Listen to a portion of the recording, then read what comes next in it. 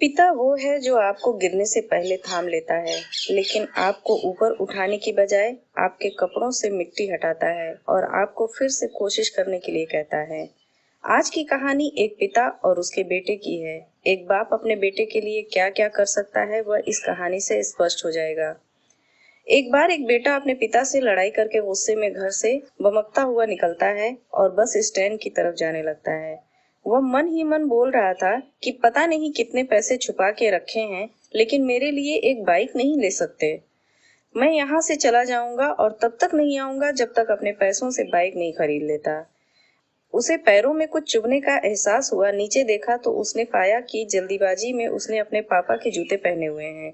उस जूते में कील उभरी हुई थी जो बार बार उसके पैरों में घाव किए जा रही थी, लेकिन उस समय गुस्सा ज्यादा था, इसलिए वह आगे बढ़ता चला गया। फिर उसे याद आया कि वह पापा का पर्स भी साथ लेकर आया है, तो उसके दिमाग में आया क्यों ना आज अपने पापा का पर्स चेक किया जाए, जिसे आज तक उसके पिता ने किसी को हाथ तक लगाने नहीं दिया। जब उसने अपने पापा के पुराने पर्स को खोला तो उसमें पैसे तो नहीं निकले, लेकिन पैसों की जगह एक डायरी रखी हुई थी। उसने सोचा कि यहाँ पर खजाना छुपा रखा है, जरूर इस डायरी में लिखा होगा कि किससे कितने पैसे लेने हैं या फिर किसको कितने पैसे पिताजी ने दिए हैं। भगवान पर भरोसा रखो, लेकिन वह गलत था। जब उसने उस डायरी को खोला तो पहले पन्ने पर वहां जो लिखा था वह थोड़ा अजीब था। डायरी के पहले पन्ने पर जो लिखा था उसे पढ़ने के बाद उसके चेहरे पर जो हाव भाव थे वह गायब हो चुके थे, क्योंकि डायरी में वैसा कुछ नहीं लिखा था जिसकी उम्मीद उसने की थी। फिर वो जो भी सोच रहा था, उस डायरी में पैसों का हिसाब लिखा हुआ था जो अलग अलग कामों के लिए अलग अलग लोगों से उधार लिए गए थे। उस सूची में कंप्यूटर के लिए पैसे लिए हुए थे, जो कि इस प्रकार लिखा हुआ था।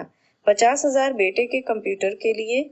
वो वही कंप्यूटर था जिसे वह आज तक इस्तेमाल करता आ रहा था, लेकिन उस बेटे को ये नहीं पता था कि उस कंप्यूटर को खरीदने के लिए पैसे कहाँ से आए थे। उस डायरी में कैमरे का हिसाब भी था। उस बेटे को याद था जब उसने पहली बार कैमरे के लिए जिद की थी, तब उसके पिता ने ठीक 2 हफ्ते बाद उसके जन्मदिन पर दिया था, जिसे देखकर वो बहुत खुश हुआ था। और उसे खुश देखकर उससे ज्यादा खुश कोई और था, तो वह थे उसके पापा। अब उसके बेटे का गुस्सा एकदम गायब हो गया था। जब उसके बेटे ने दूसरा पन्ना पलटा तो उसमें कुछ इच्छा लिखी हुई थी। पहली इच्छा जो थी वह थी अच्छे जूते पहनना। ये बात उसके बेटे को कुछ समझ नहीं आई, तभी उसके पैर सड़क पर एक गड्ढे में जा पड़ा जिसमें पानी भरा था, जिससे बेटे के पैर गीले हो गए। उसने जूते को पलट कर देखा तो उसने देखा कि जूता जो है नीचे से फटा हुआ था। ये देखकर उसे डायरी में लिखी हुई बात समझ में आ गई। तभी उसे उसके माँ बाप की बात याद आई। माँ हमेशा ये बोलती थी, अब तो नए जूते ले लो, लेकिन पिता हमेशा बोलते थे, नहीं, अभी कुछ दिन और चलेगा ये जूता, कुछ दिन पहले ही तो लिए थे। उसे आज समझ आ रहा था कि कितने दिन और चलेंगे। साथ ही साथ उसे यह भी समझ आ रहा था कि उसके पिता पर्स को क्यों छुपाए रखते थे। तभी उस डायरी को पढ़ते पढ़ते वह बस स्टैंड पहुंचा और एक बेंच पर आकर बैठ गया। और अब उस डायरी का आखिरी पन्ना उसने पलटा तो वहां कल की तारीख लिखी हुई थी और नीचे लिखा था 50,000 रुपए बाइक के लिए। उस बेटे को बस इतना पढ़ा और उसका दिमाग एकदम सुन सा हो गया। अब उसके मन में कोई गिला शिकवा नहीं बचा था। आंखों से आंसू आ गए। उसे कुछ समझ नहीं आ रहा था कि वह क्यों रो रहा है। अब वह जल्दी से घर जा रहा था। जूते में लगी कील अब तक उसके पैरों में घाव कर चुकी थी। उसने तुरंत उस जूते को खोला और फेंक दिया। अब वह नंगे पैर ही दौड़े जा रहा था और घर पहुंचा, लेकिन उसके पिता उसे घर पर नहीं मिले।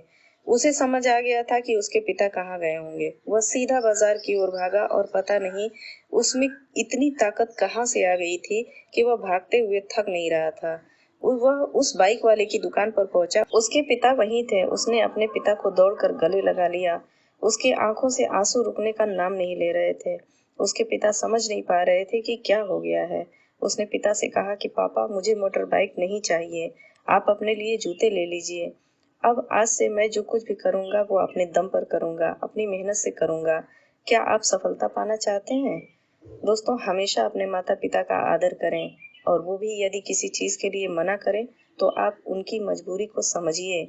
फूल कभी 2 बार नहीं खिलते, जन्म कभी 2 बार नहीं मिलते। मिलने को तो 1000 लोग मिलते हैं, लेकिन हजारों गलती माफ करने वाले माँ बाप नहीं मिलते।